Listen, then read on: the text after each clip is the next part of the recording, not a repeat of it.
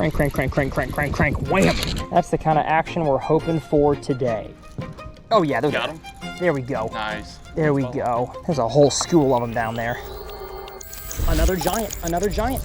Look at that, y'all. I can't believe what I just caught. Yes! Well, what's going on, folks? Welcome back to Tyler's Real Fishing. Today's episode is meant to be a basics of fishing a deep diving crankbait, because these crankbaits, even though yes, they do dive really deep, are actually a lot more applicable for many of you as bass anglers all across the country. Regardless if you live in Florida, Ohio, New York, or California, these things can work. So I'm gonna teach you guys the basics in 3 key categories, and then we're gonna go on the water with my buddy Kevin, who's a guide on the newest lake in America called Bodark here in North Texas. It's got some big old fish, and he knows how to put you on them. So if you want to check out his guide service for Bodark, I will leave it linked down in the video description. Especially over these next 2 years, y'all don't want to miss out on fishing Bodark, because again, it's the newest lake in America. Texas is putting a lot of money into putting share lunker, fry, and DNA and tons of bait fish into this lake. So again, I'll have his guide service linked down below. Spoiler alert, I catch a big one later on in the video. Now today's video, like I said, is not meant to be a masterclass. I'm sure I could go much more into detail about deep diving crankbaits, but I want to give you the 3 categories that I think are going to help, the 3 topics catch more fish on a deep crank. Starting with the who are deep crankbaits for, the where are they most useful for you on your bodies of water, and how to get the most out of your deep crankbaits when you're fishing them. So let's begin with topic number 1, the who of deep diving crankbaits. And I would say the who is anglers who have access to fish bodies of water with water deeper than 10 feet of water. Now, I don't just mean you have one individual cast on your body of water. I mean you have a lot of spots. It could be big offshore points. It could be a larger area of a pond that has some deep water. As long as you have access to not just one little hole of 10 foot deep, as long as you have some places to throw this thing that it's not going to get all kinds of snagged, all kinds of mucked up by snodgrass, you can fish a deep diving crankbait, even yes, in ponds. If you've got Corey ponds like pond 124 in my 200 pond series, you can see there half of the pond is relatively steep immediately off the bank. You could throw a deep diving crankbait practically anywhere in the right side of that pond, as you see on the drone shot, and have relative success, as long as, like I said, there's not a whole lot of grass or a whole lot of trees out there in the middle. But if you are not mainly a bank angler, i.e. a bass boat, a kayak, or a john boat fisherman, there are places all across the country, matter of fact, across the world, if they have bass in them, there are places to catch fish on a deep diving crankbait. And so the who really applies to anybody who's got deep water access. And you know what, to dial in the who even more, I would say the guys that have the best deep crankbait habitat in your bodies of water, I would say the lakes in the TVA system, so Alabama, Kentucky, Tennessee, that kind of region of the country. There's lakes in South Florida you can do this on. Of course, all over the great state of Texas, East Texas especially, Toledo Bend, Sam Rayburn, great lakes for that. I know tons of lakes in the Midwest you can do this, and of course, Northern California, Clear Lake is one of the best lakes in the country for throwing a deep diving crankbait. Just ask Matt and Tim from Tactical Bass, and they've had success doing that for years. But if you live in the middle of Mississippi or Pennsylvania, I bet there are still opportunities for you where you live. So that's the who. Again, I feel like I'm beating a dead horse here, but it's just, if you have access to deeper water, that's where you can throw a deep diving crankbait, as the name implies. But moving on to category number 2 of the where. Now, the obvious answer to where is deep water, but Tyler, how deep of water should I be fishing a deep diving crankbait? I would say, for me, deep crankbait classifies as anywhere from 10 to 25 feet of water, with most deep cranks you can buy on Tackle Warehouse reaching anywhere from that 10 to 20 feet. Getting beyond 20 feet of water is very challenging. Matter of fact, I only have one crankbait, this monstrosity of a thing right here, and on 10 pound or 12 pound line, it gets to like 23 at a max. And so for the most part, even your 10XDs will only get to like 20-ish feet of water on most lengths of cast. And so that 10 to 20 is really the majority of the places you're gonna be fishing a deep diving crankbait. And if that's daunting to you, we're gonna break down later why that shouldn't be, because there's certain locations with that depth that bass love to sit at certain times of the year. Now, what are those locations? And I'm gonna name a few terms right here that if you are just starting bass fishing, you may not know what they mean, and that's okay, because I have a video I will leave linked below of my bass fishing terminology. So the places that deep crankbaits excel: roadbeds, ledges, points, humps, and then a location that is specific inside of all of those is a hard spot or a soft spot, usually kind of the convergence between those 2 areas. So if none of those terms make sense, don't worry, you have plenty to learn, but I've got a fishing terms video where I broke down what all of those actually mean for your bodies of water. I will leave that linked in the video description. And so basically, any location off of the bank, is a place you can throw a deep diving crankbait, and all the terms I mentioned are kind of like hot spots per se that are off of the bank. So right now, my buddy Kevin's boat, we are spot locked in the middle of the lake right now.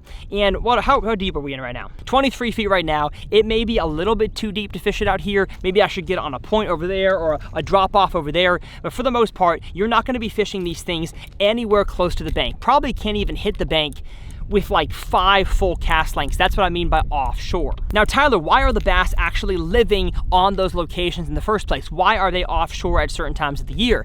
Well, it's because that is prime real estate for what a bass wants. A bass wants, especially in the summertime, to have easy access to deep water, a good level of oxygen in the water, and the most important thing, they want to have an abundance of bait fish, of crawfish, of whatever the forage is they're eating that is relatively close to them. And so that's why I mentioned the humps and the points and the road beds and the channels, because that's where the bait fish tend to congregate. And so wherever the bait's going to be, that's where the bass is going to be. So it's not rocket science. Whether you're in shallow water or in deep water, you want to find where the bait are, and usually somewhere close is going to be the predator fish, aka the bass. And the second reason a bass may be off the bank, offshore, to where you can catch them on a deep diving crankbait is just because those locations are different than everywhere else around. If I look on the map right now, exactly where our boat is sitting, there's not a whole lot of contour variation. And so right here is probably not a great place to throw a deep diving crankbait. But if I get the boat 500 yards that way, there is a point that intercepts with the deepest part of this lake. That's a good location, again, because it is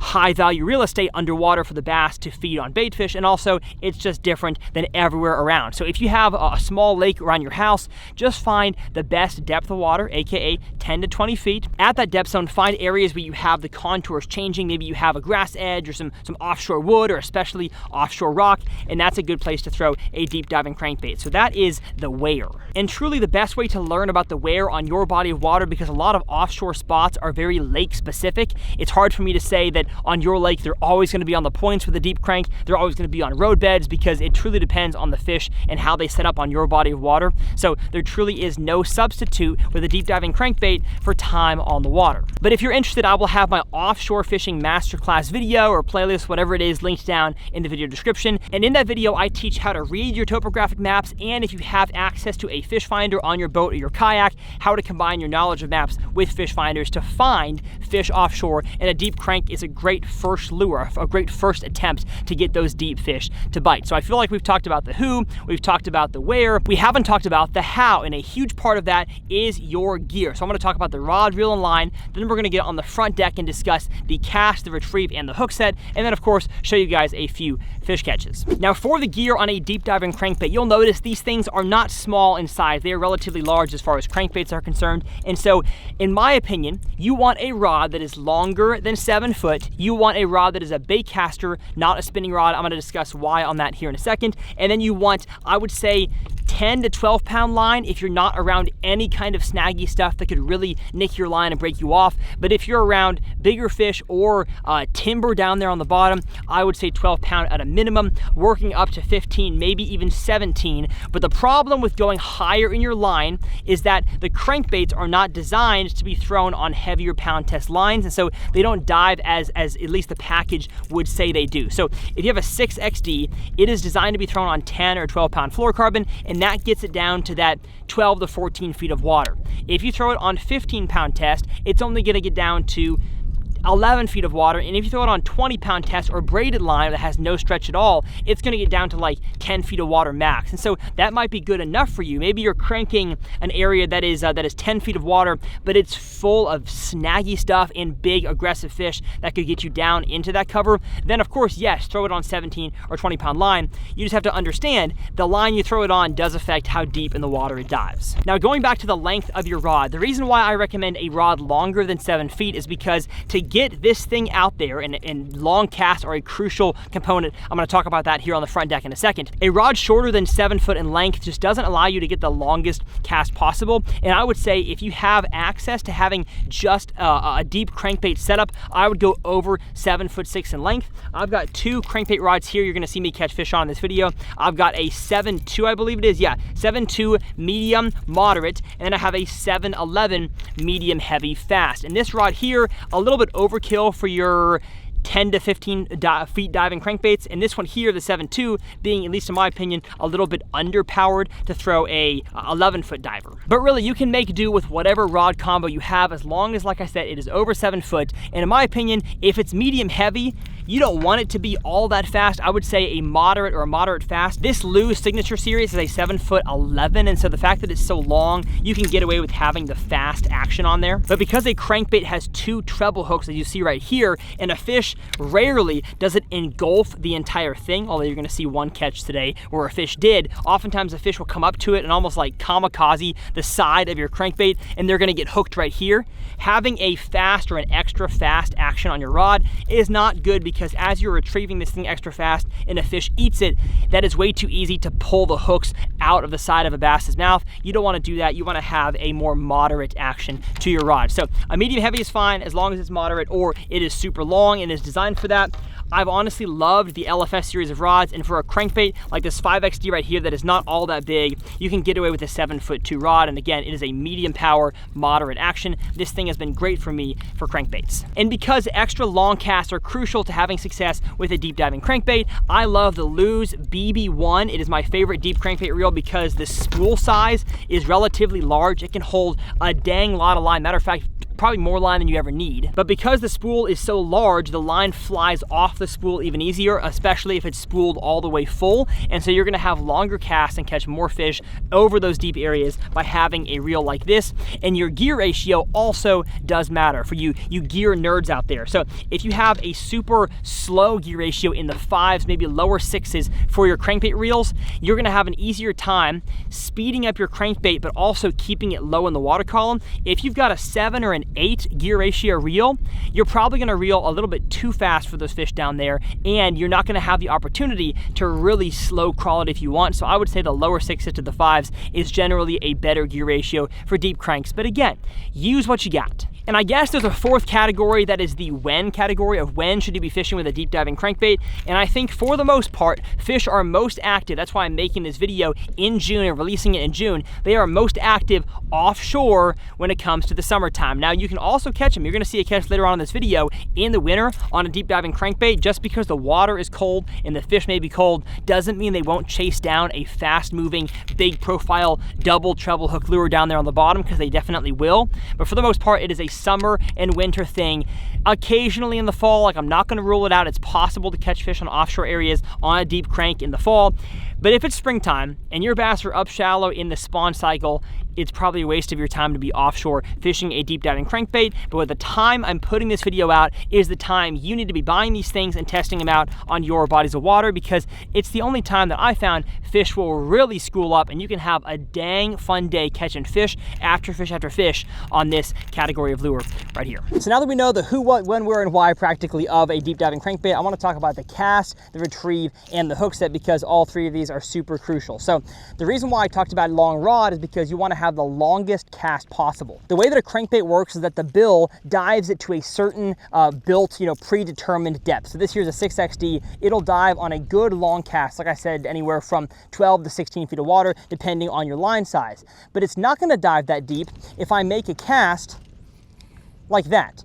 That's about a 15-yard cast. It's going to dive to about 5 feet max before it starts rising back up. And so I would say that the dive, if you were to look at it on a graph, the way that a deep diving crankbait goes, it starts on the top of the water.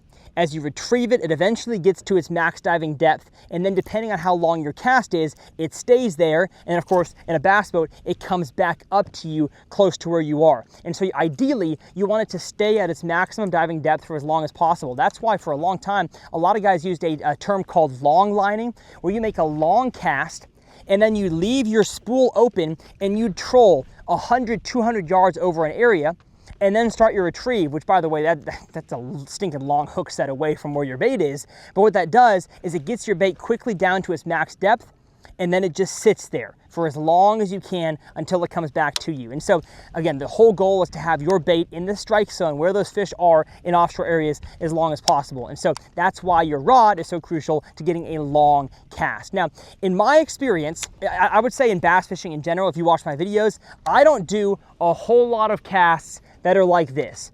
A, because I'm gonna hook the person in the back of the boat. It's just dangerous to cast like that, but I also feel, especially when you have, you know, 5 to 10 miles an hour of wind like we have today, I don't think a cast sending it into the atmosphere is good, because then the wind catches it and it catches your line as you're rainbowing over the water. And so for the most part, I use some kind of a sideways roll cast that, yes, sends the bait up, but not nearly as high as a immediate up trajectory like this. And so instead of casting like that with a deep diving crankbait, which oftentimes won't even go as far because, again, of the wind resistance, but the bait tends to kind of helicopter when you do that. If you launch it sideways, it'll take the tail of the bait and shoot it this way, and it's almost like throwing a spiral versus a duck in football. A spiral is just gonna go further because it has less resistance. So here's a good deep diving crank cast. I've got about 2.5 feet of line on the end of my rod. I go back like this and shoot it forward, and it helicoptered, I mean, a little bit, but for the most part in that cast, the end of the crankbait with the weight transfer system shot it out that way, and now I can begin my retrieve. So Kevin, come a little closer here. I'll show you guys the 2 different main types of retrieves. Although the first thing you want to start with any deep diving crankbait is retrieving it really fast with your rod tip pointed relatively close to, you know, straight at the bait. Reel, and depending on how deep of a diver you have, it takes longer to get to his max depth. So a square bill, I mean, you can reel 3 times and it's down to his max depth, but this one takes a little longer. So I'll reel, and then you can either continue reeling fast or you can slow down your retrieve. You can use a stop and go retrieve like this. You just have to figure out what the fish on that day want.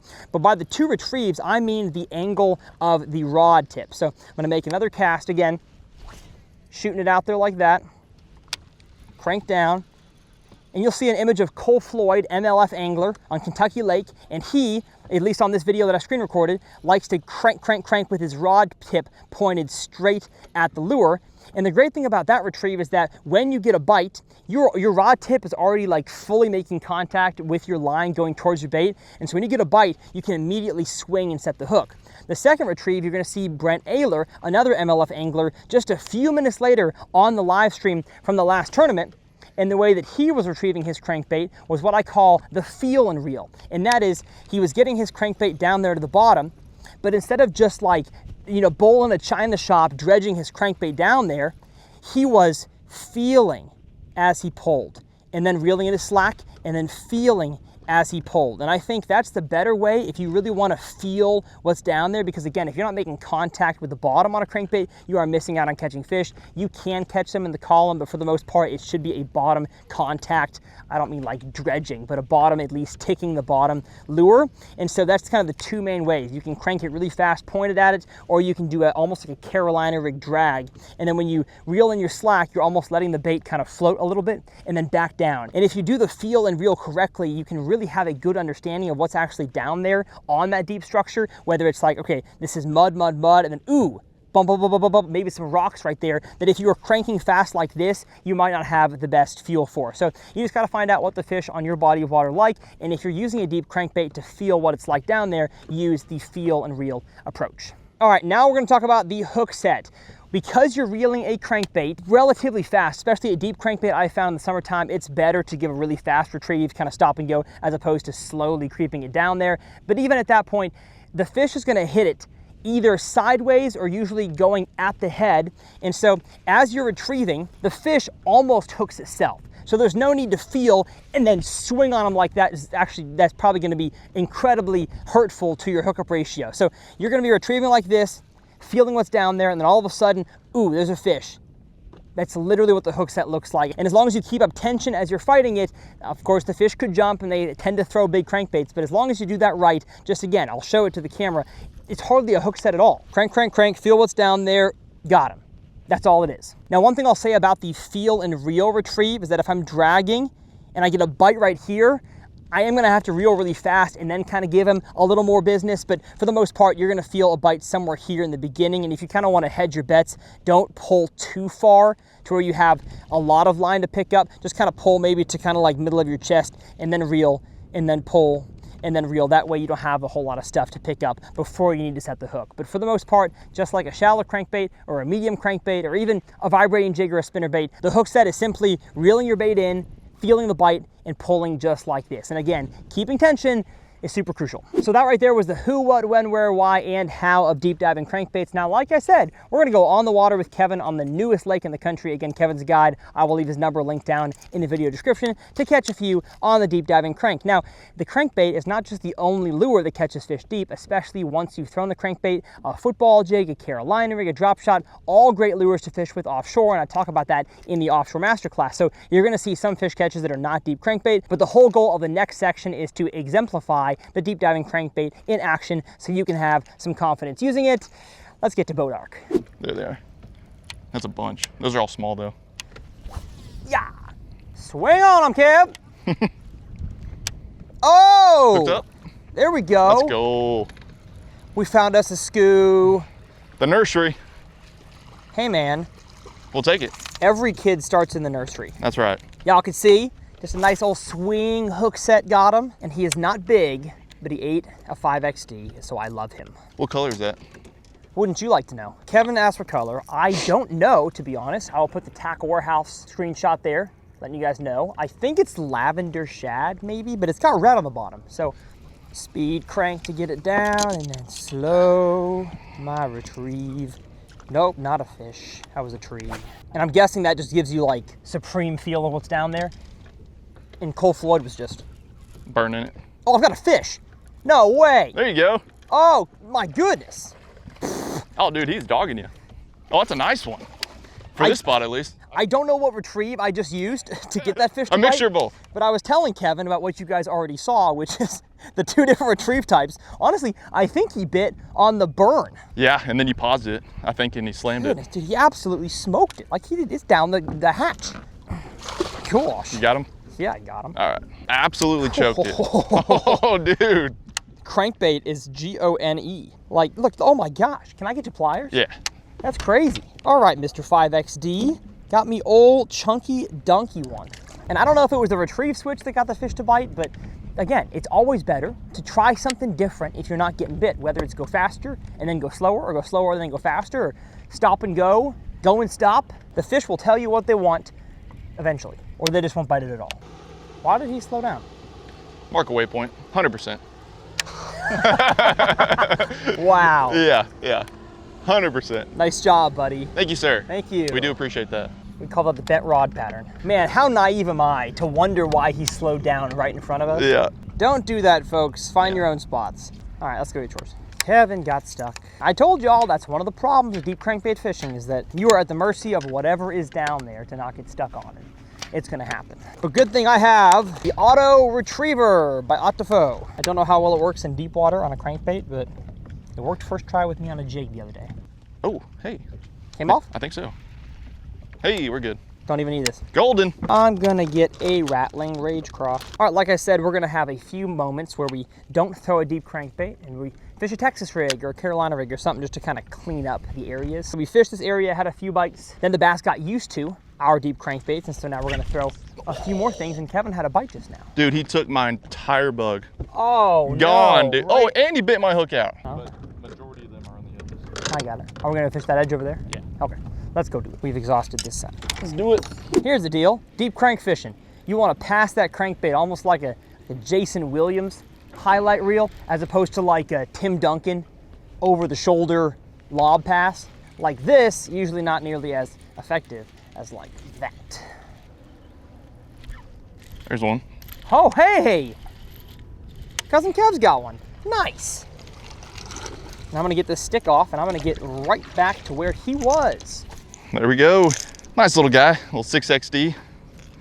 I was kind of doing that stop and go retrieve there. What is that color? Like a citrus shad or something? Shad. Citrus shad, yeah. Just a staple this time of year. Yeah, not a bad one right there. Gotta love it. Well, I made a cast out there and didn't get a bite, so obviously the school was not fired. Only one bite on the deep crank so far in this spot, so I'm gonna go to Carolina rig as the cleanup technique. Oh, I got one. Kevin has one. He's so small, I didn't feel him, dude.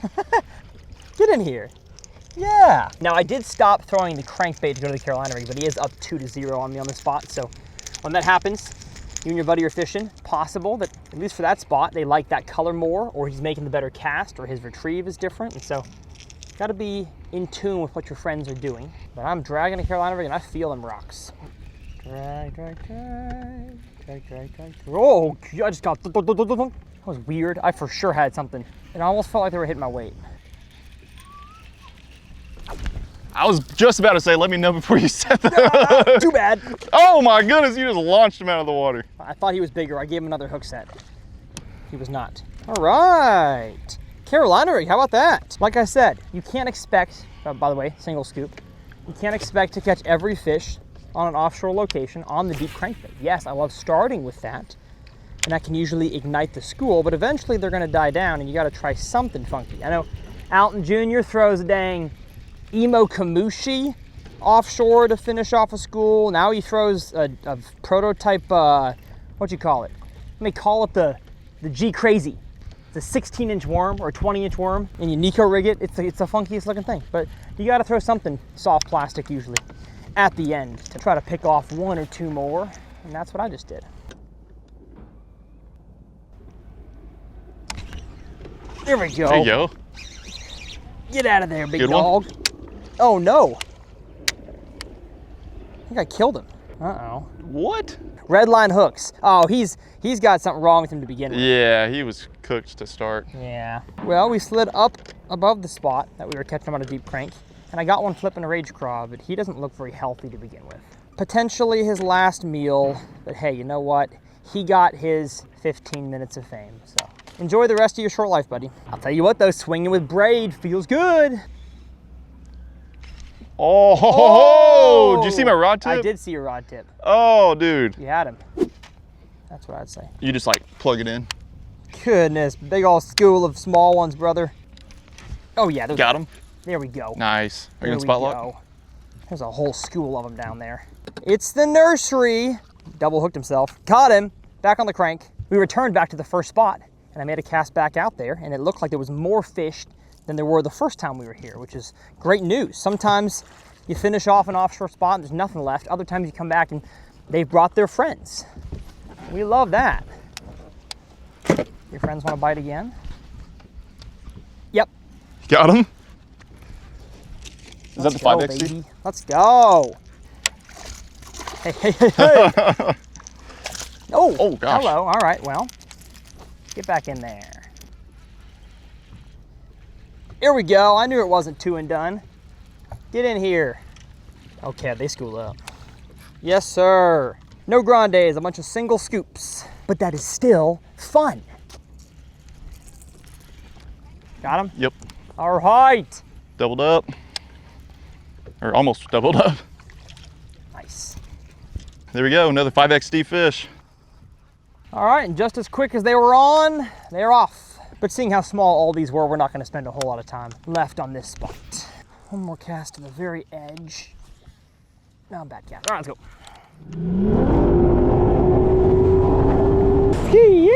New spot. I don't think a 6XD is going to do it here. Evolution Fishing Ballistics tray. This is the hanger where I put smaller cranks and spinnerbaits and various things here, and then 6XDs, 8XDs, 10XDs. And y'all can use code TRF2025 to save yourself 20% on your entire Evolution Fishing order. That's the backpacks, the tackle bags, everything.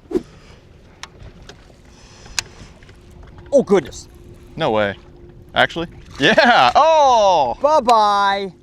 I didn't even have time to set the hook on that one. Yeah, he right at ate the it boat. Right at the boat. Well, hey, interesting. Dude, my 8XD is only getting down 18 feet. I do have a crankbait that I've been wanting to try. It dives 35. That's what it says. That's what it says. What is it? It's a Japanese one. We're gonna try that. Blitz Magnum. Okay, talk about deep cranks. Goodness. I hit the bottom. Not casting far enough. My line's getting torched. Yeah, I bet. Don't want to lose this bait by something I could have prevented. All right, I don't think they're gonna be here. Another new spot. A fish came out from this tree to look at it and then went back in. Oh crap, is that a snake? Oh yeah! Oh, I hate snakes. Nice. You got tired of swimming? I guess so, yeah. You alive? Oh brother, you're getting too close for my comfort. Are you alive, my friend? Ooh. Da, da, da. Ooh. Types of Texas snakes. Oh, that's a copperhead. Okay. Let's get out of here. Yeah. You gotta like drop it in the thick of the tree. Yeah, there's some in that tree. Ooh, oh, cool. You on them? Yeah. Yes. Got him. Good one? I can't tell. I think so. You want the net? Oh my gosh, Tyler, that's the biggest one I've seen out here. Okay, all right. Let me get the net, let me get the net.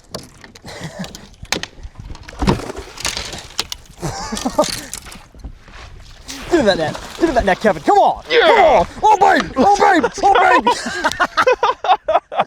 Woo! Oh my gosh. Oh. That's a unit. All right. Welcome back to the channel. Gosh dang, 6.5, 7 pounder. Just look at the fatness of that fish. Rattling Rage Craw down the hatch. Looks like he had some monofilament in his mouth, but it came out. Cool. That's what I call Bubba Biggins. Maybe Let's zoom out here. I wouldn't say he goes 7, but he's big and he's thick. I'm gonna go with 594. Scoped his butt. Yeah, we did. I mean, we flipped the tree. a blind flipped a tree. Yeah. What do we got on the Bubba? Oh, you're right. I knew it. You're right, Tyler. He's a 5. 5.25. Yeah. Yeah, all right. He looked, man, he's fat. He's so fat. We gotta get a selfie. Yeah, we do. Another look at this beautiful Bodark fish. I wish I could have caught him deep cranking, but this spot right here, that's not really the deal. Flipping a craw. Thank you, buddy. Yes, sir. Heck yeah. Bye-bye, big chungus. Give me some, Tyler. Come on, baby. Let's go. I think the rattle in this makes it happen for fish that have seen the same general Texas rig. Dude, I think so. Yeah, about that. Ish. Yeah. All right. New spot. And not just a new spot, new lake. We ran out of good scoos. Gotta find more scoos. This lake is considerably calmer right now, although probably still just as calm at Bodark, but this one just feels calmer, which is, like I mentioned, not the best for deep cranking. I'd prefer to have some wind. But if the fish are here and they're not gonna bite deep crank, they might bite a Carolina. I think we gotta find, there's a steeper drop than what we're seeing here somewhere. Oh, there's the tree. Dang it. Find it. Yeah. Okay. Let's see if it works. If it does, Ott Defoe's a genius. Wow. Looky there. Wow. Goodness gracious. All right, whether or not they're on Tackle Warehouse, I will have the auto retriever links down below. I'm 2 for 2 now on lures that I totally thought you couldn't get unstuck with this thing, that you do. Thank you, Ott Defoe, for designing that. That's crazy. New spot. Aight. Just don't see no bass on it. Brother. Should we just go down the dam? I've got him on the dam. Let's go down the dam. The best plan we got here. The water's really flowing over there. It is. Scary. I'm just gonna get us going fast. Kevin fishes too slow. Should be careful then. All right, niños y niñas. That was not a good move. We ran out of fire spots to fish the deep crank on Bodark, and so we thought we'd go to a different lake, and it didn't pan out. The fish were not on any of our offshore juice over here, and that's how offshore fishing tends to go. They're either there or they're not. It's rare that like they're there and you don't catch them, unless of course you're on a crazy pressure body of water. Then you can have a big school and they've just seen every lure under the sun. But around here, not many guys are doing this right now, and so I don't know why they didn't bite, but they didn't. So I've got 2 awesome catches when they were on, one winter deep crankbait fish and one summer deep crankbait fish, and you're gonna see them right now. Gosh, that's a big one. Oh my gosh, that might be an 8. That might be an 8 plus. Oh my gosh. Oh my gosh, that bite was awesome. Not a 10, but an 8, I think. And yes, sir. Oh my gosh, look at that fish. Look at that big old chungus. Uh-oh, uh-oh. Folks, would you look at that right there? 8XD to the face. This right here, folks, deep crankbait, wintertime. It's what you stinking like to see. Let's go.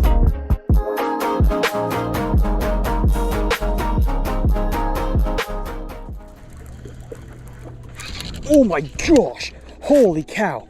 Oh my goodness. Am I recording? I'm recording. I just got nailed by something giant. It's gotta be a big pike. Is it a big pike? Oh no, it's a huge largemouth. It's a big largemouth. Ooh, hoo, hoo. Oh, wow. Let's get the net. Let's get the net. Oh my gosh. Oh, that was, what an aggressive bite that was. Holy cow. And yes. Holy cow. Look at that thing. Oh my gosh. That's at least a 4. That's a stinking big one. Definitely gonna get the hooks out in the net though. Hook is out. Let's go ahead and grab this beautiful, absolutely chunky northern strain bass. Just look at that thing. So stinking healthy. The belly is just big and is lumptious a word? It's lumptious. Oh dang. 4.21. Another 4.2. Just an absolute butterball of a fish. Man, what a chunk. And that is what I like. Well, my goodness, folks, what a fun video. I know I probably could have gone into more detail and been better planned about a deep crank masterclass, but I do have a how to fish every crankbait video coming, so I'm gonna talk about deep cranks in that video, and that's gonna be a full-on masterclass going into treble hook types and all kinds of stuff. But I will leave all the crankbaits I use, the box that I store all my crankbaits in, all this stuff linked down in the video description. As always, they are affiliate links, so if you could shop for your tackle using those links, it would mean a whole lot to me. Thanks to Kevin, I'll leave his guide service down below. Again, Bodark is gonna be a fun lake here in the next few years, and so make sure you check him out if you're in the Texas area, or if you had a client from Australia coming, right? Oh. Yeah, Australia. So if you just want to come to Texas fish with Kevin, you can. My goal, as always, is that you guys gain confidence in fishing every lure that I talk about, and I hope the deep crankbait was that for you guys today. Go ahead and comment below if you're going to try the deep crankbait this summer, and if you want to watch, like I mentioned, my offshore masterclass video, whammy, it'll be up here in the corner, and my Carolina rig masterclass as we caught some fish on that today. That'll be clickable up here in this corner. My name's Tyler. As always, it's a dang pleasure, and we'll see y'all next time right here on TRF. Big thanks to Kev getting me out here. Yes, sir. Oh, I know you're giving me next. My bad. We're gonna redo that. Okay.